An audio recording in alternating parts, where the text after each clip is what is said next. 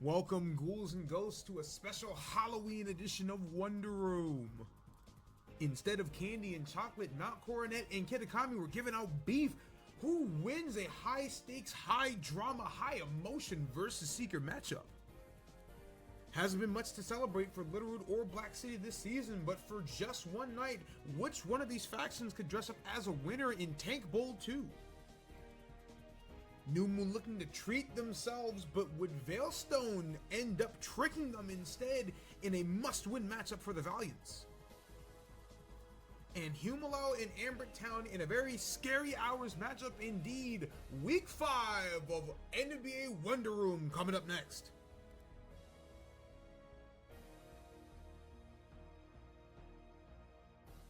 Wonder Room is brought to you in part by Booze Mobile and by Kurtz's Chicken.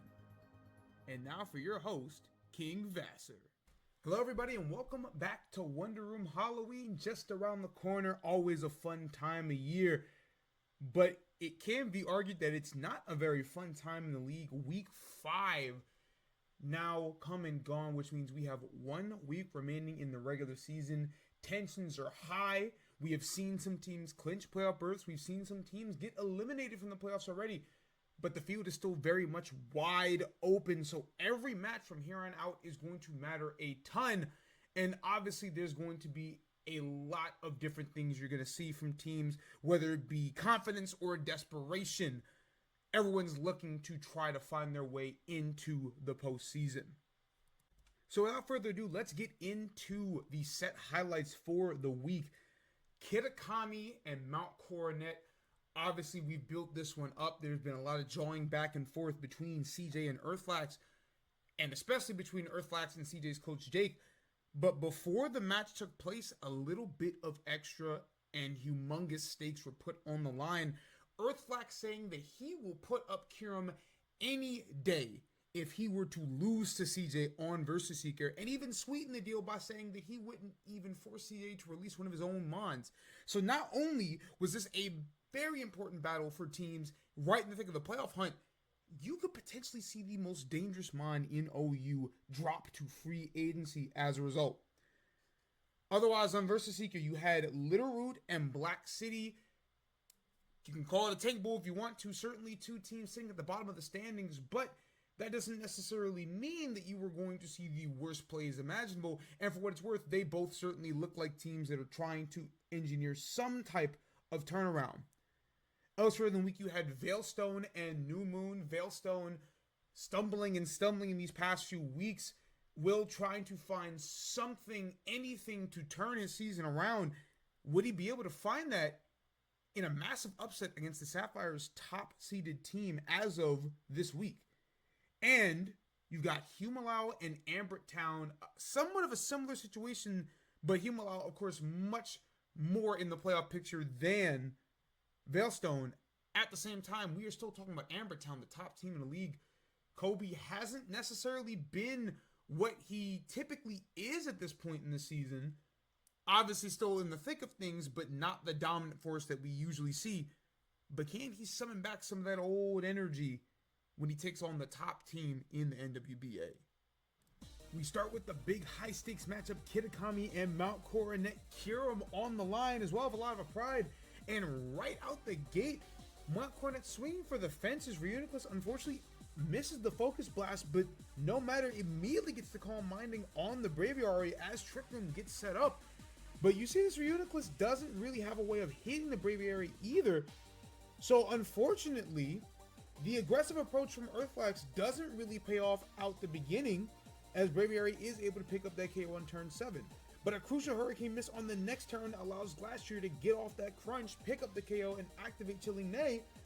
But you see that Cresselia is Reflect. So Earthflax, figuring I gotta get some more attack off, goes for 2 Swords Dances, and the high horsepower is in fact able to pick up the KO on Bishop behind the Reflect. Enamours comes in, Revenge KOs with the superpower, and you see that this is in fact contrary. Hoop Unbound comes in, but the Enamours is not choice. So Hoop is going to go down, and Enamours get off a lot of damage with that second superpower as Sortera goes for the Shell Smash. It's not White Herb, it's loaded dice for the Rock Blast, but at +2 and behind a Reflect, Enamorus is going to be able to live all 5 hits and pick up the KO with the superpower. And so what looked like what was going to be a potential Glastrier sweep is instead Enamorus Eye completely turning the tables and able to take game 1 for Kitakami. We move to game 2, Cresselia and Torterra the leads. Torterra gets up Rocks and then immediately Shell Smashes after Cresselia gets up the Reflect. And because of that Reflect, Earthflex goes for another Shell Smash. Cresselia gets off some chip with the Shadow Ball, but this Rock Blast isn't doing anything to Cresselia behind the screen. And so Cresselia's going to be able to get more good chip, especially after the crit on the Shadow Ball. So now Ursaluna's going to have to come in as Earthflex chooses to preserve a little bit. Bisharp comes in on the Ursaluna, who also has SD. You know that Earthflex likes to swing for the fences, and that Drain Punch is going to be more than enough to take Bisharp off the field. So Weavile comes in to threaten with Ice Move, and Earthflex decides that now is a good time to sack the Torterra instead. So Arcanine H gets to come in. Cresselia comes back in. You see the Terra Normal come out, but that E-Speed is only doing 20, and Reflect's not even up. But that's fine. Earthflex goes for the Substitute instead. Gets off a lot of damage on Enamorus with the Flare Blitz. As you see the Superpower come out again. So Enamorus is going to be able to live another Flare Blitz, but you know that E-Speed is in the back, and the Burn Chip certainly won't help. And so after the E-Speed, Enamorus goes down. Metagross comes in. Earthflex goes for another sub, not knowing what this Metagross is about, and you see the Agility come out. CJ not afraid to sweep either. Psychic Things comes through. Metagross lives a Flare Blitz and then pops Weakness Policy, so this thing is at 2-2-2, effectively Shell Smashing. Hoopa comes in, blocks the Psychic Fangs, but it's going to go down to the Iron Head. So Reuniclus comes back out, reveals that it is Cobra, so it lives the knockoff, sets up the Trick Room, and scares out the Metagross, but Focus Blast only hitting Cresselia for 14%, but a crucial mistake on CJ's part, going for the Light Screen instead of the Reflect. So Arcanine able to pick up the KO with the E-Speed. Reuniclus comes in on Metagross, gets sacked after the Iron Head. Arcanine comes back in. Flare Blitz takes out the Metagross. And thanks to Rock's damage, Weavile's not going to be able to live a Terra Normal Extreme Speed. And neither is this Braviary after Rock's Tip either. And in fact, Earthflex doesn't even go for it, goes for the Flare Blitz. So we move to game 3 after an even set. Conkeldurr leads on Weavile. Earthflex goes for the safety Drain Punch and then shows the bulk up. Once again going for Biblical Greed and gets rewarded with a big crit on the Braviary through the Reflect. Enamorus comes in, gets a superpower, takes a lot of damage from that Facade, but is able to land the Play Rough and gets the KO on Conkeldurr. So now Reuniclus has to come in, takes quite a lot from the Play Rough as it sets up Trick Room.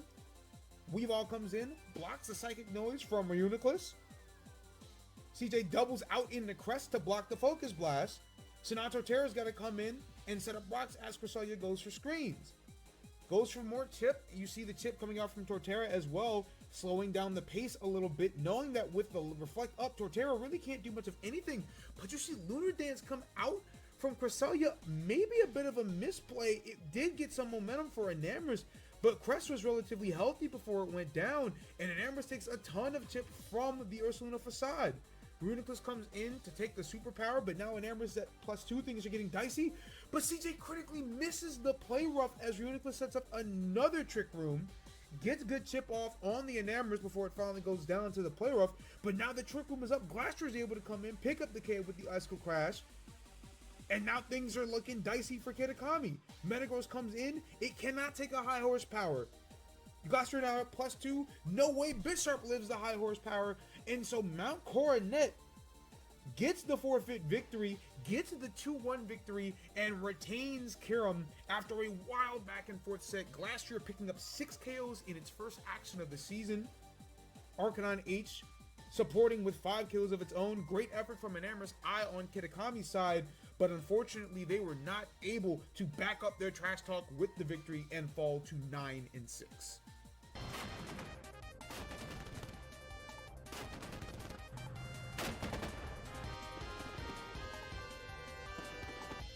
Black City and Little Root, two teams that came into this week with the two biggest losing streaks on the season and in danger of facing the relegation match. And out the gate, you see the desperation.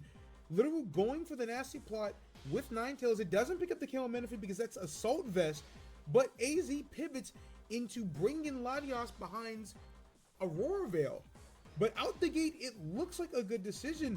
Latios getting a lot of damage off on Reggie Drago, is able to live the scale shot. Terra Poisons on the next turn.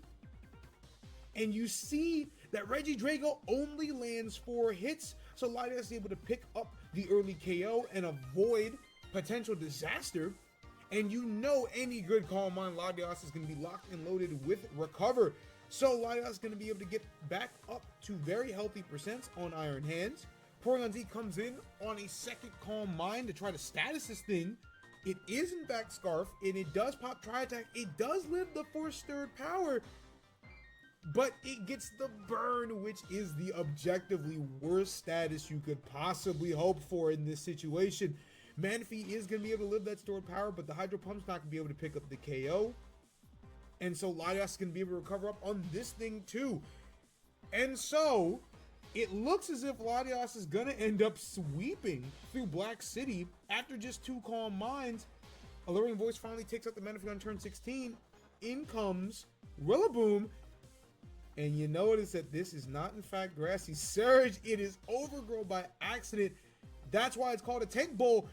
And then AZ, for whatever reason, presses Alluring Voice instead of Stored Power to pick up the KO on Rillaboom. So Rillaboom finally takes Latios out the paint. Cinderace able to clean up with the U-turn. But what could have been a very easy Latios sweep instead turns into something else. Indeedee going down to the CC after getting off the Expanding Force in Iron Hands. Ninetales able to pick up the KO with the Moonblast, so it's down to just Sandy Shocks, who picks up the KO with Scorching Sands. But now that the Veil is up, it would take a miracle, and Cardot does not get paralyzed. Razor Shell, not Crab Hammer, by the way. Game 1 down. We move to game 2. Scarf PZ gets the jump on Ninetales, gets the burn, does a lot of damage before Veil goes up. And even behind in Aurora Veil, Avalok still taking 42% from a Porygon Z. Manaphy comes in, but it takes quite a chunk from the body press. Hydro Pump doing 44 on the other side. But Manaphy misses another crucial Hydro Pump. So Avalok's able to pick up the KO. In comes PZ, who was able to pick up the Revenge KO with the Tri-Attack. Cinderace comes in. Hippowdon was the swap for Rillaboom. Dodges a Pyro Ball. And as Cinderace U-turns out, Ninetale comes in. Hippowdon sets up rocks. And as Veil goes back up, you see the Sand Tomb. This is Binding Band Sand Tomb, something Keith has been running with Hippowdon all season. But the only thing Hippo's going to be running is Suicides after this one. Misses a second Sand Tomb. Things are going all sorts of horrible for Black City. You see the PZ rocking Blizzard as a bit of counterplay, knowing that AZ would likely bring snow. Cinderace gets off 2 big low kicks, and because it's behind Veil, doesn't take that much from the CC. Able to pick up the KO on Iron Hands. So Hippowdon comes in and gets off a court change. But because this is in fact Binding Band, Hippowdon's going to be able to pick up the KO after a Protect, thanks to all that chip on Cinderace. Cardon comes in, goes for a Dragon Dance. Hippowdon goes for the Slack Off. But AZ gets a little greedy, goes for a second Dragon Dance. And so between Sand Tomb, Sandstorm Chip, and the Binding Band, Cardon's going to take a lot of damage before finally picking up the KO on Hippowdon with the Razor Shell. Porygon Z comes back in. Because it's Scarf, it's going to outspeed the Cardon, pick up the KO with the Tri-Attack. Indeedee comes in. A is able to live the Tri-Attack and pick up the KO with the Expanding Force. So in comes Drago, who Keith saves his Terra for, reveals that it's Terra Dragon, not Terra Steel. So it takes a lot of damage from the Psychic Noise, but is able to outspeed the Latios. AZ immediately Terras, but because it's not at plus anything, because it's not behind Veil, all 5 hits are gonna land and pick up the KO. So we move to game 3. Hippowdon the lead against Cinderace. Cinderace U-turns out. In comes Avalug. Rocks go up. And you know Keith is gonna go right for that Sand Tomb, but you gotta remember Rapid Spin clears trapping moves. So good counterplay there from AZ. Gets off the big Ice Spinner. Is able to get off another Rapid Spin on the Porygon Z, but it's gonna have to leave because you have to worry about the Terra Blast Fire, but AZ stays in. And so Avalon goes down. Cardon gets the big knockoff on Manaphy, revealing that it was in fact Assault Vest. Manaphy gets off an Energy Ball, does a decent amount of chip to DD before Mimikyu comes in. Was the swap for Iron Hands. Disguise gets busted.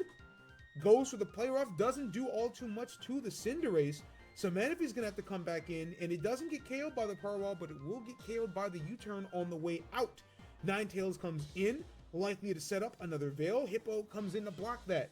PZ comes in on the double, takes a Freeze Dry. Cinderace comes in, takes a Tri Attack.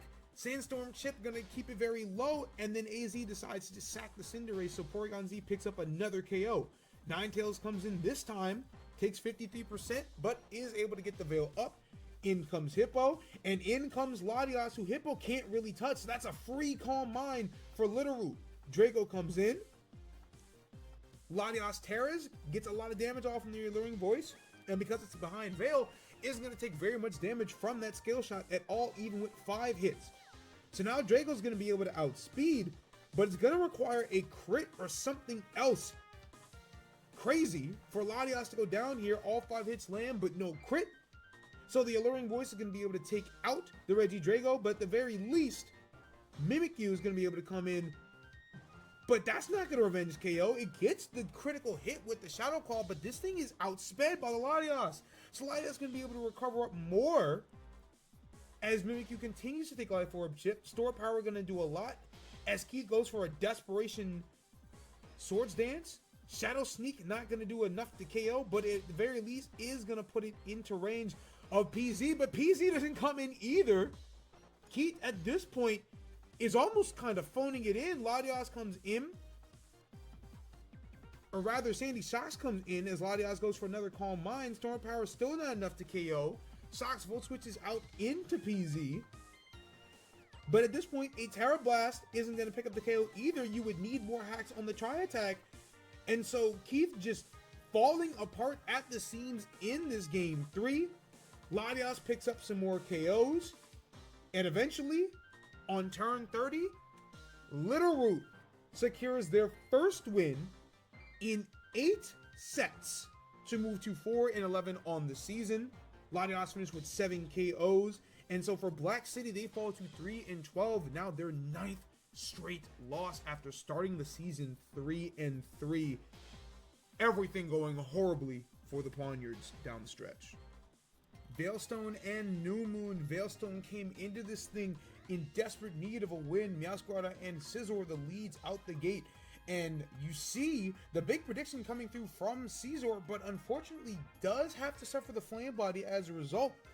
And then Will goes for a little bit more chip, shows Protect on the Heatran. So while Nico did make a very good neutral ground play by going for CC out the gate, it doesn't really pay off all that well now that the Life Orb and the Burn Chip is coming through on a weakened Scizor. Screamtail goes for the Wish, would rather just whittle this thing down the easy way.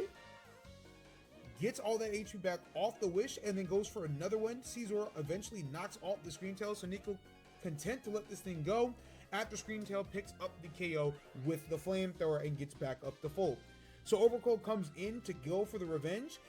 Will stays in and wishes as Nico goes for the SD. So Will gets rewarded, goes into Slitherwing, gets healthy, and is able to get off an EQ, but you see Mudsdale come in. You know about that stamina ability. It's been very big for Nico all season. Mudsdale gets up rocks, and then Terra poisons on the Giga Drain from Cacturne, so good play there. But Will wisely not tearing, so it's able to take the EQ from Mudsdale and shows off the Dark Pulse, getting some good chip on Mudsdale, but it's able to pick up the KO with the Body Press after Life Orb chip. So Heatran comes back in to get revenge KO with Earth Power, but that's not killing Mudsdale either. So Mudsdale able to pick up another KO on Heatran with Body Press before Slitherwing finally comes out and takes care of Mudsdale with the EQ. Overcoat coming back in, you see the clear amulet come out from Slitherwing and then dodges a gunshot, so gets off a lot of damage with that EQ. And is able to take the gunshot and not get poisoned for good measure before taking Overcoat out.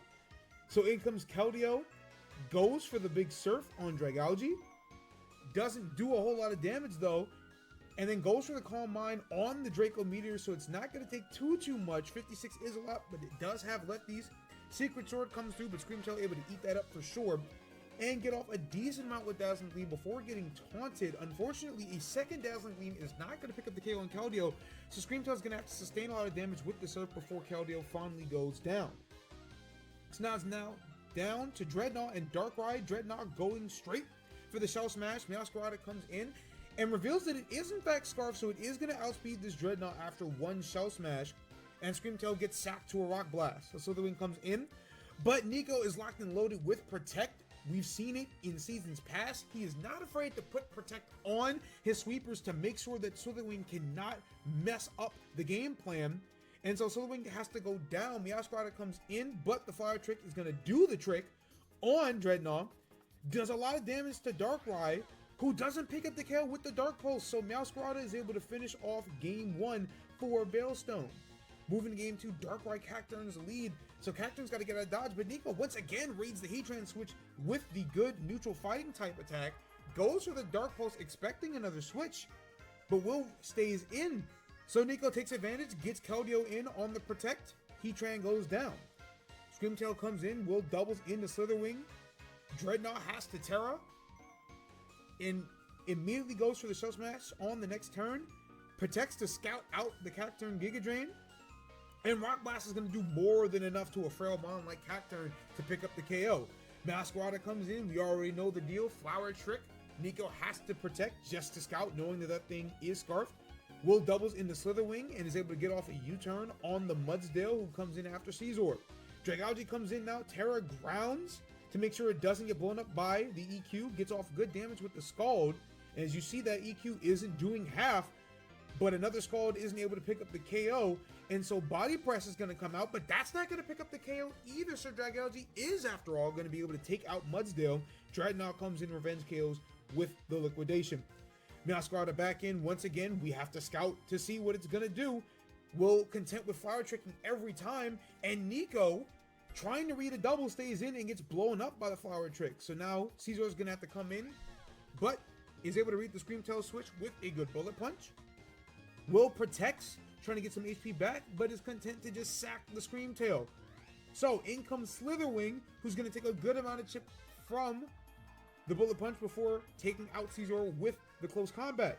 Bakedo is going to be able to come back in. Surf's going to do a healthy amount to Meowscarada, and then calls out Will's bluff with the U-turn, but unfortunately goes for the Secret Sword, but it's not going to matter. This thing is faster than Slitherwing, and First Impression, as you see, doesn't do that much, so Slitherwing now goes down. And at this point, it doesn't really matter what Will locks himself into. Nico's got the numbers advantage. So Keldeo goes down to the Flower Trick, but Overclaw is going to be able to come right on in, take that Flower Trick with ease, pick up the KO with the Gunk Shot, and so we move to game 3.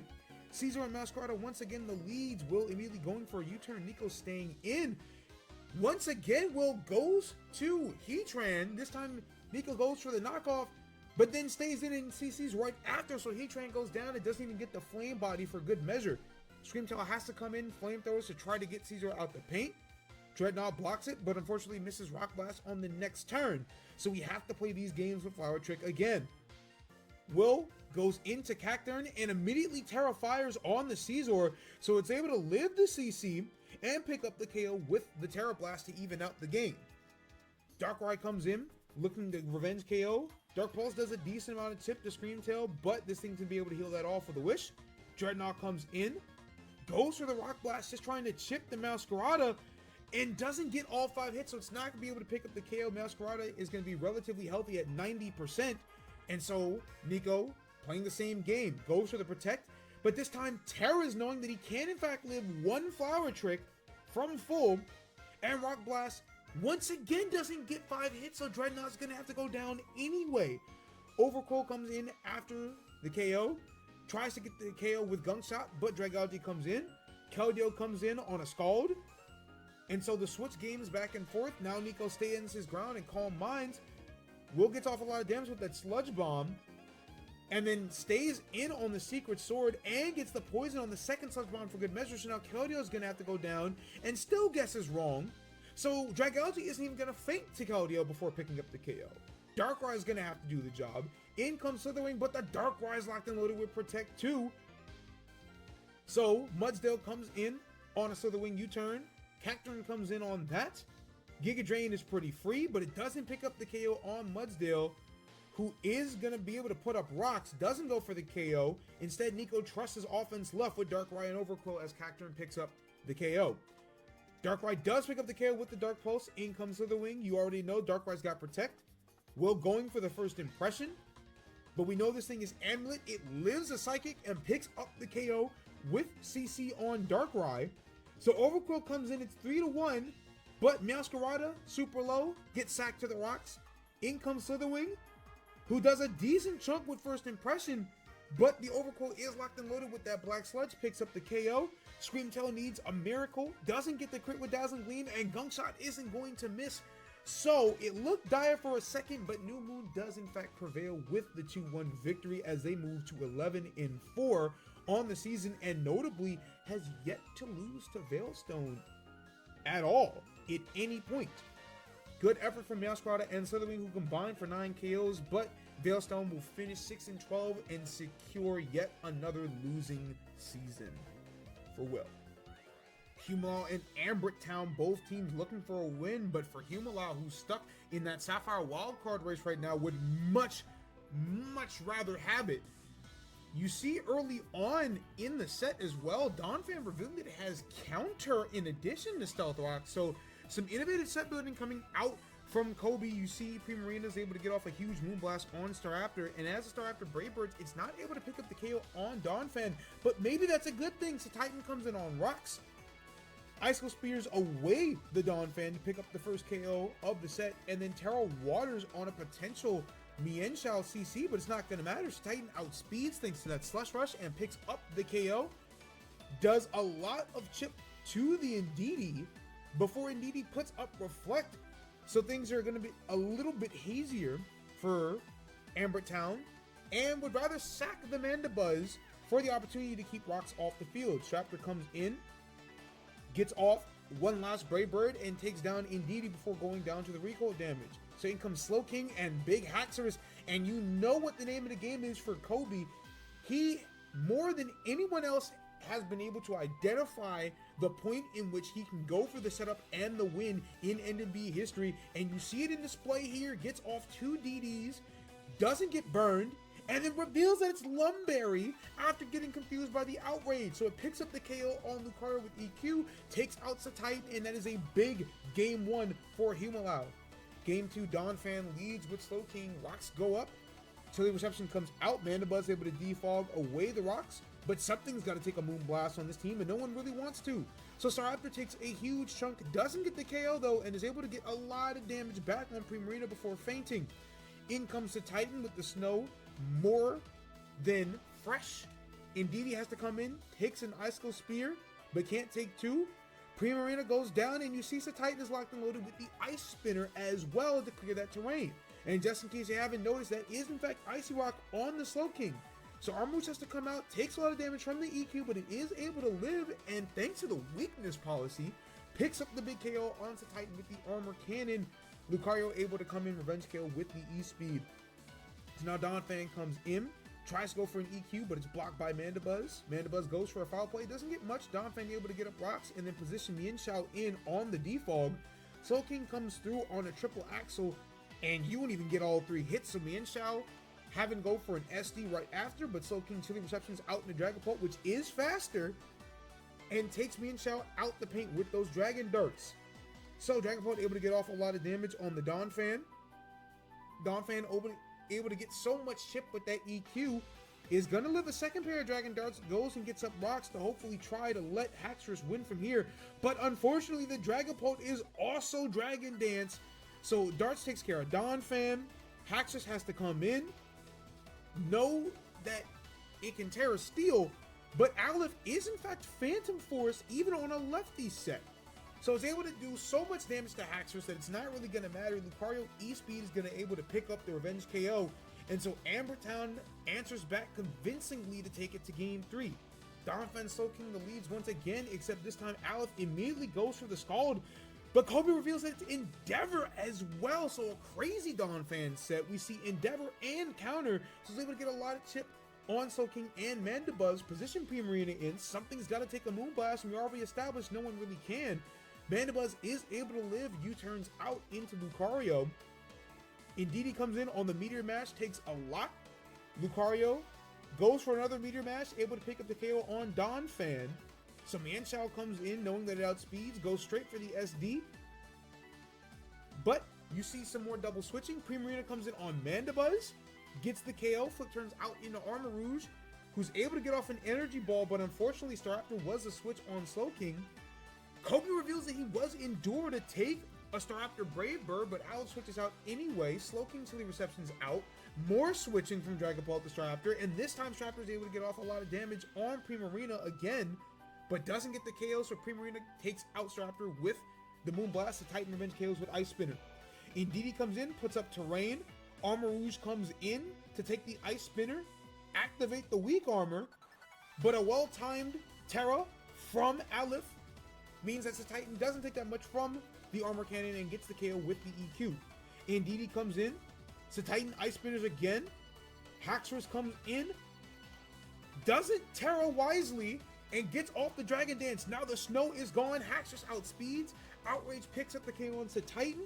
Slowking is not healthy enough to take it, and so in a repeat of Game 1, Haxorus positioning itself beautifully, Kobe is able to pick up 4 more KOs with Haxorus, and so Humalao gets the big upset victory over Amber Town. Haxorus finished with 9 total KOs out of the 13 possible for Humalao in this set.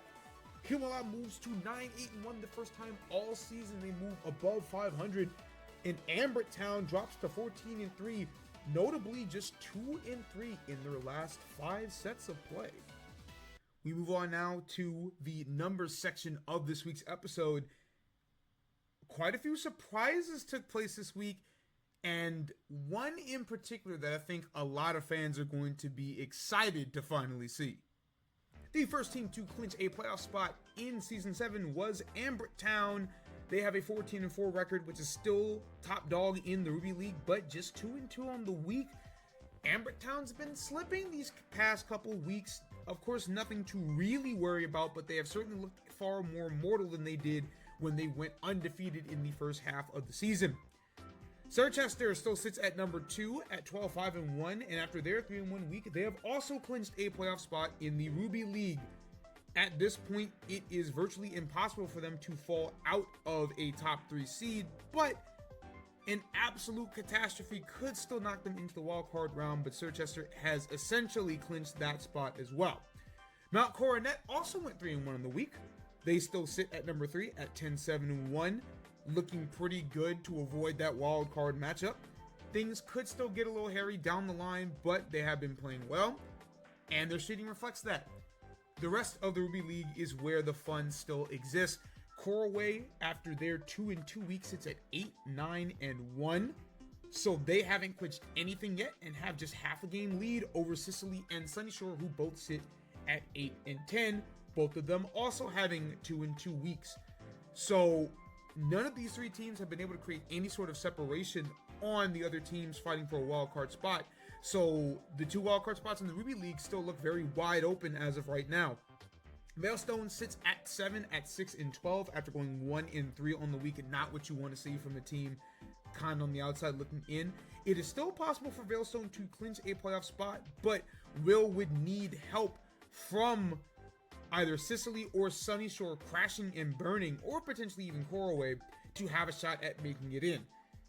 And then in last place, sitting at 3-15 after yet another win this week, you have Black City, now eliminated from playoff contention, Keith enduring a 12-set losing streak.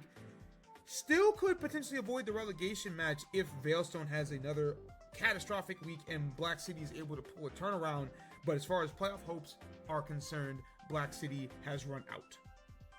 Over on the Sapphire side, you see a very similar story. The top 2 teams in the Sapphire League have also clinched playoff berths. New Moon went undefeated in week 5, which means they sit atop the Sapphire League at 14-4, but Mauville also finished undefeated, now having won 8 sets in a row, so they are still right on the heels of New Moon sitting at 13-4-1. So the race for the number 1 seed in the Sapphire League is very competitive right now.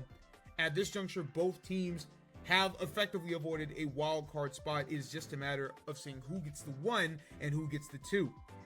Kitakami unfortunately went 1-3 on the week, so now instead of potentially competing for that number 1 seed, they're now in a fight for their lives to avoid having to play in the wildcard match or potentially even falling out of the playoffs entirely. 10-8 still a good record. They are still very much favored to make the playoffs out of those 4 teams, but it is no longer a given for Kitakami. Humala, after their 3-1 week, moves up to number 4 in the Sapphire League, now sitting at 9-8-1, the first time that Kobe has finished above 500 on the week all season. They have gotten a lot of momentum going, and it's looking like Humala is going to snag one of those wildcard spots. Mistralton, on the other hand, went 1-3 on the week, including a massive loss to Hart Home, so now they split the season series, so now Mistralton sitting at 9-9, and just 1 game ahead of Hart Home sitting at number 6, who, while they did go 2-2 on the week, got big wins over Mistralton and the aforementioned Kitakami. So now at 8-10, it's not looking that bad for Hart Home. They've got some big matchups this week upcoming, but if Ball Heat can get together some intra-league wins, they could potentially sneak in as that last Sapphire League wildcard team. Nacreen City, after a 1-3 week, sits at 5-12-1. They are not eliminated from the postseason yet, but it will require both Mistralton and Hart Home to effectively lose out on the week. So while a completely unforeseen turn of events could result in Nacreen City grabbing that last playoff spot, it's looking very, very unlikely for them. The last place team in Sapphire League is Little Root. They did finally snap their losing streak by beating Black City, but unfortunately it was not enough. They have been eliminated from playoff contention, but just a game and a half behind Nacreen City in the standings. There's still a decent chance for them to avoid having to play in the relegation match. A lot of interesting weeks from the top teams in the league means that you see a ton of movement in the top half of the power rankings heading into week 6. New Moon is your new number 1 ranked team after Ambrit Town suffers another 2-2 week. But Ambrit Town only falls to number 2 in the standings, considering they still have tied for the best record in the league. Maulville, continuing to surge, moves up to number 3 now in the standings, jumping over Sirchester, who falls to number 4. Not necessarily because they've been playing bad, they've been playing well, but New Moon and Maulville have just been on fire as of late, and as such, they jump over Sirchester. Mount Coronet moves up to number 5 in the power rankings after their solid week. Humala moves up to number 6 after their solid week, including that big upset victory over Ambrit Town. Kitakami, in a bit of a slump, falls down to number 7 now that they are very much in jeopardy of slipping into a wildcard spot, while Mistralton, who now only sits at number 5 in the standings, sits 8th in the power rankings. The back half of the power rankings doesn't actually see any movement because virtually all the teams that could have jumped somebody in the standings went 2-2 on the week. So Corway still sits at 9, Sicily at 10, Sunny Shore at 11, Hart Home at 12, Veilstone at 13, Nacreen City at 14, Little Root at 15, and Black City at 16.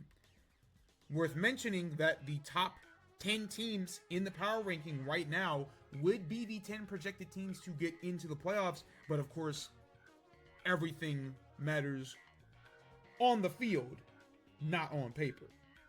For the first time all season, Titan did not lead the league in KOs and points during a week of play. Instead, that belongs to Haxers of Humalau, who topped the charts with 17 KOs and 30 points this week. Titan did, however, finish second in both categories with 13 KOs and 23 points, although it wasn't alone in either category. For KOs, Cinderace of Little and Mammoth Swine of Sunny Shore also finished with 13, while Basque Legion Female, whose name we've heard quite often this season, and Roaring Moon of Sirchester also finished with 23 points. There was also a 3-way tie in 5th place for KOs between Roaring Moon, Basque Legion Female, and Infernape of Heart Home, while Cinderace stands alone in 5th place in the points category with 22. Swampert led the league in assists this week with 17. We almost never see the assist leader put up the same numbers as the KO leader over the course of a week, but Swampert managed to put up a whopping 17 assists this week for Sirchester. Iron Treads of Nacreen City finished in 2nd place with 10. Torterra of Mount Coronet finished with 8, good for 3rd place. And in 4th place, there was a 3-way tie between Hippowdon of Black City, Garchomp of Littleroot, and Tickaton of Mistralton.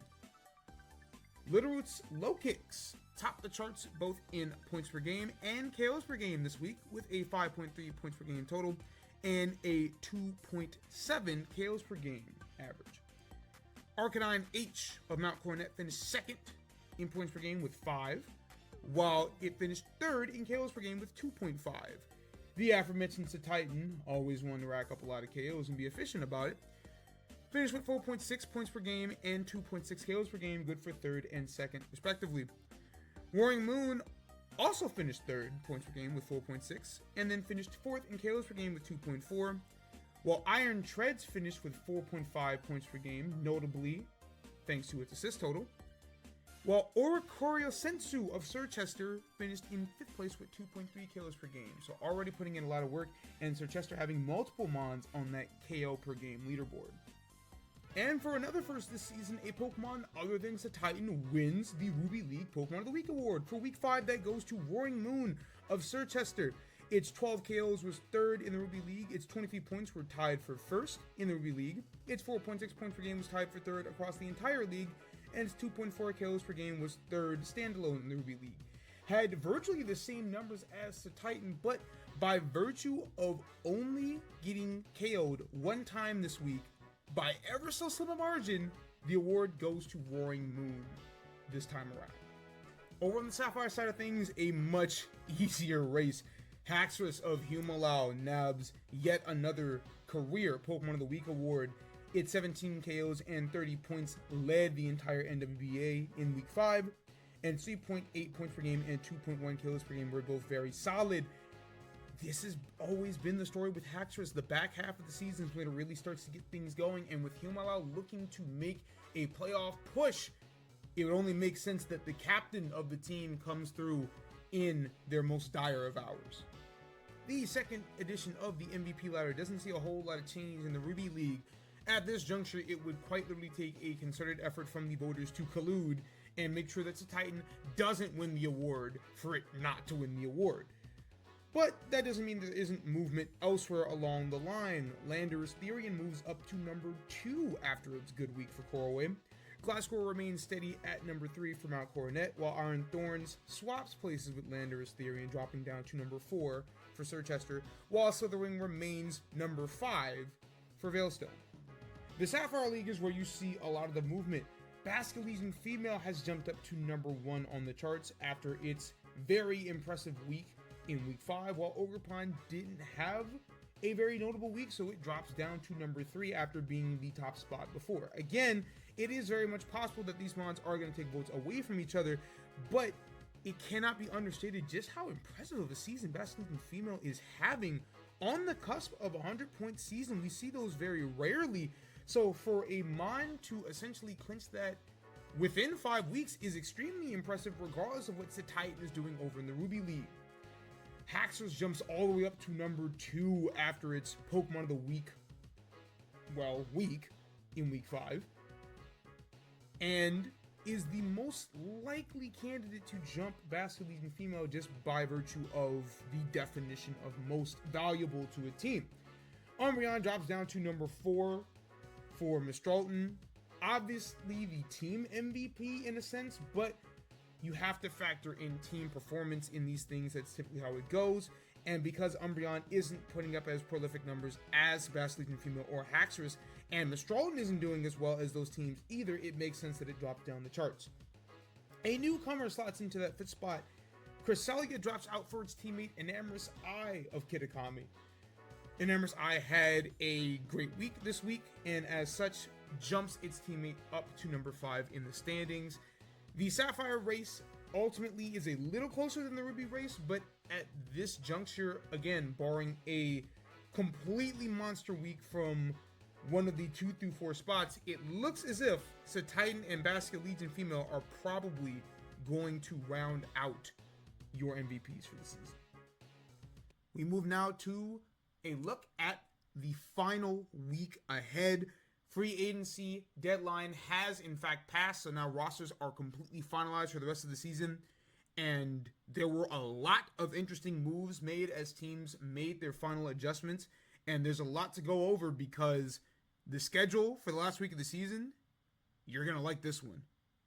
The final week of free agency was perhaps the most hectic yet. We saw 20 total moves made over the course of the week involving more than half the teams in the league. And we start with one of the most frequent offenders of free agency, Corway, who opts to get rid of Galvantula for Vileplume. Figured the Web's offense wasn't really something that they wanted to run, and instead picking up a mon that could potentially abuse the Sun. We know that Torkoal and Walking Wake being on this roster now means that there is an avenue for Corway to be a Sun team. Vileplume can in fact provide that, but even if it doesn't, still a pretty solid defensive mon.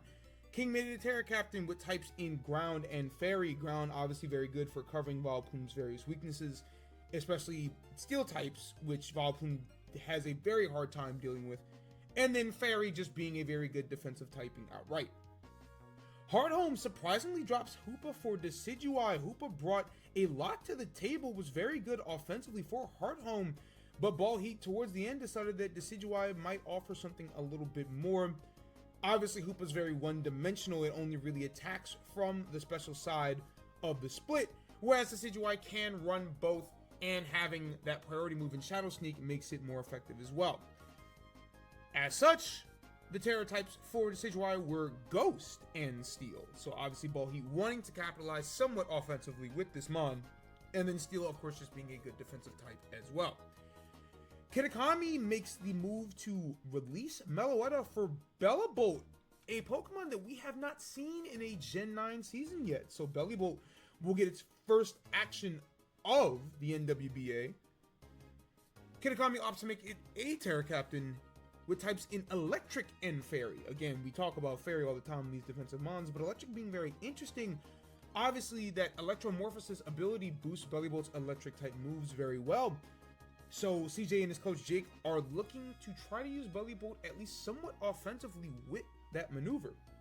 Sunny Shore wasted no time in picking up the release Meloetta and dropped Magmortar as a result. Magmortar saw no playing time for the faction, and for what it's worth, Meloetta is just essentially a direct upgrade. Can do all the things Magmortar wants to do offensively, but also be very good defensively as well. Corway releases Cleavor for itself. This was actually a good exploit of the rules by King. NWBA rules state that you cannot make a Pokemon a Terra Captain once it is already on your roster and is not already a Terra Captain. So King made the risky decision to release Cleavor and sign Cloyster, and then drop Cloyster to sign Cleavor as a Terra Captain. Obviously, someone could have sniped King in that 24-hour time frame, but they did not, and it pays off handsomely for King, who gets Cleavor back, but now it has Terra types in Fighting and Flying, both very good offensively to boost moves like Close Combat and Aerial Ace. So, very good maneuver from King right before the deadline. Littleroot opts to get rid of Ditto for Frostmoth. Ditto didn't see very much playing time. Obviously, it's a difficult mon to use if the opponent doesn't bring a setup sweeper to abuse, and Littleroot would rather lean into the snow offense that they potentially have on the team, making Frostmoth a Terra Captain in Fire and Steel. Fire, obviously a very good offensive typing for Frostmoth, but given that it is extremely weak to Fire types, it makes sense that they would want the same type. And then still just being good defensively otherwise. Mount Coronet then released Salazzle for the departed Ditto. Obviously, this faction loves to run setup and hyper offense styles, and it makes sense that if someone wants to try to sweep them first, Ditto is a very good way of stopping that dead in its tracks. Mauville opts to release Comfey to sign Deoxys Defense. Deoxys Defense, of course, a very good defensive mon, brings a lot of utility to the table, but this is interesting in that at the time of the trade with Ambrit Town, it was very questionable that Mauville would even make that at all, considering that Comfey wasn't very that good, and it was essentially just giving Ambrit Town a free pass to run Slush Rush to Titan. Sure enough, Mauville releasing Comfey a week later, so a bit of roster mismanagement, you could argue, but at the very least, Deoxys Defense, a very good defensive mon to replace it. Kitakami makes the hard decision to release the mascot Typhlosion H one of, if not CJ's favorite Mon, but this is a different CJ. Obviously, the playoffs are in sight, and they have bigger aspirations than just having favorites on the roster. So Kitakami makes the tough decision to release their mascot in place of a good defensive water type in Vaporeon. Sunny Shore opted to pick up Galvantula later on in the week, dropping Araquanid, figuring that Galvantula's offensive presence would be better for this team, in addition to also setting the webs. Galvantula was made a Terra Captain with types in Grass and Ghost. Grass being interesting, typically for electric types you see Ice, but Grass still doing a very good job of covering ground types. And then Ghost is standard affair for hazard setters. Obviously an emergency spinner is fantastic. Corway's third move of the week was to release Porygon 2 for Ambipom, a mon that King likes to use and is somewhat familiar with. Ambipom being made a Terra Captain with types in Normal and Ice, both very good offensively for a mon that likes to use Technician boosted moves like Fake Out and Triple Axle. Interesting that Porygon 2 is going to leave this roster. King very familiar with Porygon 2 as well, but figured that offense in that PU spot would be a little bit better in the long run. Black City makes perhaps the most confusing move of the week and opts to get rid of Reggie Drago. Black City already being eliminated from playoff contention, but they figure better to shake things up at this point in the season, so they opt to get rid of perhaps their most productive mon and opts to pick up Zorg H, who can be very effective, is always an interesting Pokemon for certain, but definitely requires a high concept grasping, so to speak. It's not easy to use that mon, but Keith wants to try his hand, and for what it's worth, makes it a Terra Captain in types in Grass and Ghost. Again, Ghost being very good. Offensively, Grass a bit of a surprise, but maybe Keith has something planned in the back. Mount Coronet then immediately picks up Reggie Drago, but in perhaps even more of a confusing move, drops Conkeldurr. This is a roster that has been constructed over the last week to be very good in Trick Room. So to get rid of their best Trick Room abuser, arguably in Conkeldurr, is quite of a surprise from Mount Coronet. But they supposedly would rather have Reggie Drago on the roster. Well, that's just fine for Ambrit Town, who immediately upgrades at the EX slot, getting rid of Staraptor for said Conkeldurr. So, good knowledge there from Aleph, keeping their eyes open and immediately capitalizing on the mistakes from another team in the league to massively upgrade what was already one of the best rosters in the league heading into the final week. Black City would continue to shake things up, releasing Rillaboom for Iron Boulder, again throwing away a perfectly good mon. That being said, Rillaboom had been pretty awful for Black City, had a negative point total with the faction before its release.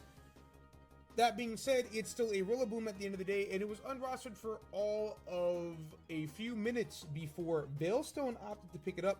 Rillaboom was on Will's Season 1 roster, so obviously this is a mon that he is definitely familiar with, and as a result releases Masquerada, who gets picked up immediately after by Sunny Shore, who releases Dondozo as a result. So you see this roster musical chairs that we've seen all season come into effect again in the last week of the season. Mount Coronet then makes another surprising decision, releases Sylveon for Drifblim. Sylveon did not see a lot of games for Mount Coronet, but that's still a very good and new mon. And for a Pokemon that no one has ever really considered using in NWBA before. Granted, Drifblim can offer a lot of utility to a team, potentially a Tailwind setter. We will have to see what exactly Earthflax and Mount Coronet use it for, but for the time being, Drifblim gonna be rostered at the end of this season. For what it's worth, Sylveon did not stay a free agent. In fact, almost instantaneously, Ambert Town popped up to take Sylveon onto their roster, releasing Tentacruel as a result. And so that was the final move of the season. So Amber Town once again taking advantage of a questionable decision by Mount Coronet to improve their own roster. All in all, this was one of the most hectic free agencies we have ever seen in NWBA history. A grand total of 90 moves were made over the course of the season. Obviously, trades counting as one in total, but not exactly represented that way in this final tally of each team's moves, trades, counting as one for each faction that was involved. So the total number here will add up to be a little bit more than 90, but as far as the league as a whole is concerned, that is the second highest total that we have seen in NWBA history, behind only Season 4. Ambrit Town made 6 over the course of the season, making most of their moves in the later 2 weeks of the free agency period. Black City making 5 total moves, making 2 in week 2 and in week 5. Sirchester making 6 in total, doing a lot of movement early on in the season, but only 1 in the final 3 weeks of free agency. Corway's 15 was tied for the most maneuvers by any team in the NWBA in Season 7, and it makes a lot of sense given that King took over this roster after the first 2 weeks of the season. So making 14 total moves in that span isn't all too crazy, considering that King wanted to make some maneuvers that better reflected what he wanted to do with the roster. Mount Coronet finishes with 7 in total, didn't make any moves in the first 3 weeks of the season, but in weeks 4 and 5 went absolutely crazy, making 4 in week 4 and 3 in week 5. Sicily finished with 4, making all of their moves within the first 3 weeks of the season, but not making too many, one of the lower totals that we see over the course of the season.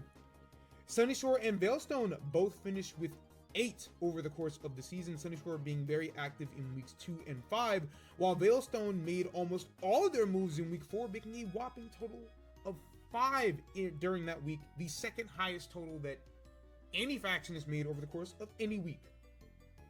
Hearthome finished with 4 total transactions, making 1 every week except for week 4.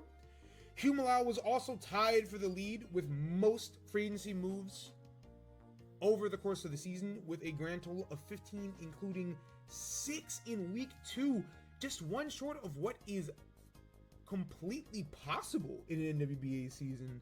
So Humalau almost completely maxing out the transaction counter in that second week of the season, and still found time to squeeze in 4 total transactions in weeks 3 and 4. Kitakami finished with just 3, making 1 at the very beginning of the season, and then 2 crucial ones in the final week. Littleroot finished with 5, making 1 every week except for week 2, but making up for that by making 2 in week 3.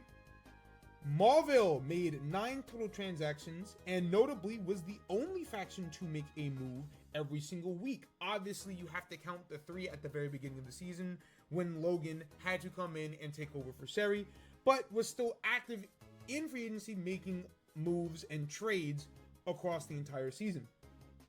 Mistralton made just 1 transaction over the course of the season, 1 free agency signing in week 2, and then you have Night Queen City and New Moon, who both made 0 changes over the course of the entire season. For Night Queen City, it hasn't exactly worked out, but at the very least, Hatch very comfortable with the team that they put together.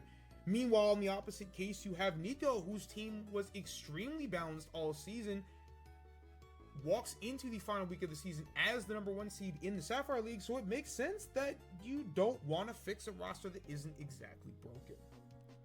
We bring you to the final section of the week, the playoff race outlook. We have 1 week remaining, so there's no need to talk about key matchups because effectively every matchup is important, but a lot of the key matchups that we would talk about are going to get covered here in a minute.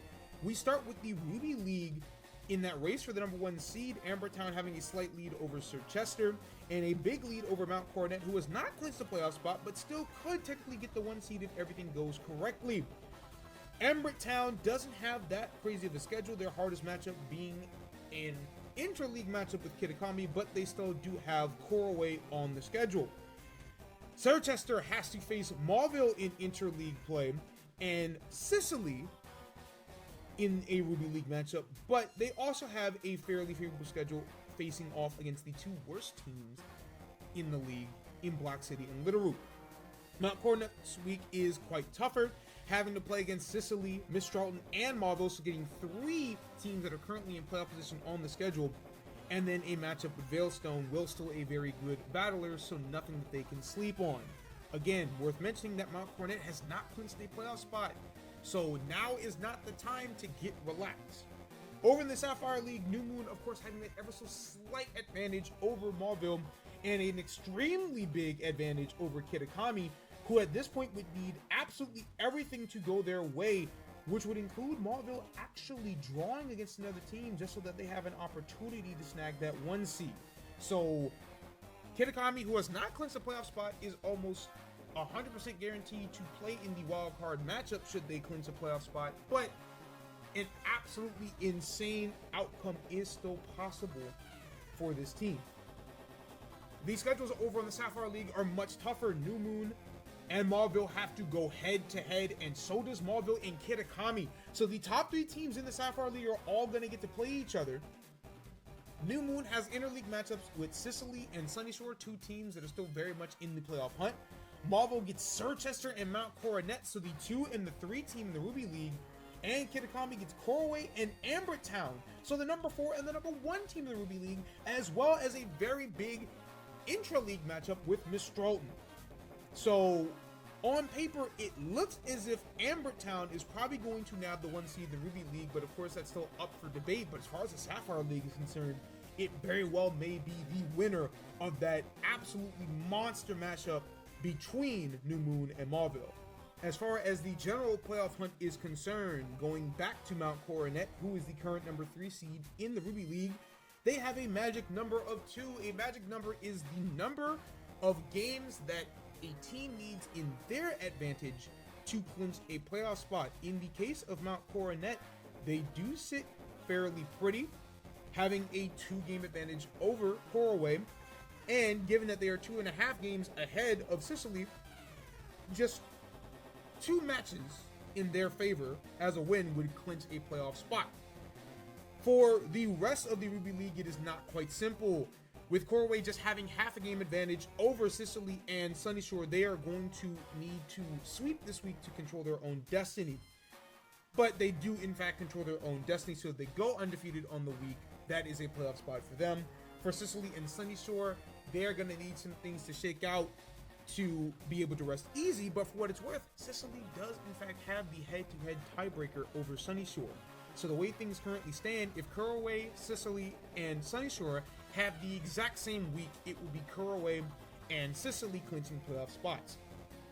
Veilstone is not exactly eliminated from playoff contention just yet, but their tragic number being 2.5 is not a great sign. They are 2 games behind Sicily for that number 5 spot, and they're going to need both Sicily and Sunny Shore to falter down the stretch and put together a phenomenal week in order to sneak their way into the playoffs. Over on the Sapphire side of things, Kitakami, being that number 3 seed, has a magic number of 2.5. They have a game lead on Mistralton right now, but Mistralton currently has the head-to-head tiebreaker. Again, those 2 teams having to play each other this week, so it's going to require some work from Kitakami, but they do in fact control their own destiny, and so does Humalau, sitting at the number 4 at 9-8-1 with a magic number of 3. Mistralton also controls their own destiny, but sitting at 9-9 and having quite the tough week ahead of them, including big head-to-head matchups with Kitakami and Humalau. It's looking very questionable, but they do have that game advantage over Heartholm, who sits at 8-10. They also have to play Humalau this week, so a lot of very big intra-league matchups taking place in the Sapphire League that are gonna shake out this wild card race for sure. Nat Green City still technically has a shot at making the playoffs at 5-12-1, but if Mistralton or Heartholm wins even a single game, those dreams are completely washed away. So Nat Green City needs an absolute miracle if they want to make it to the playoffs.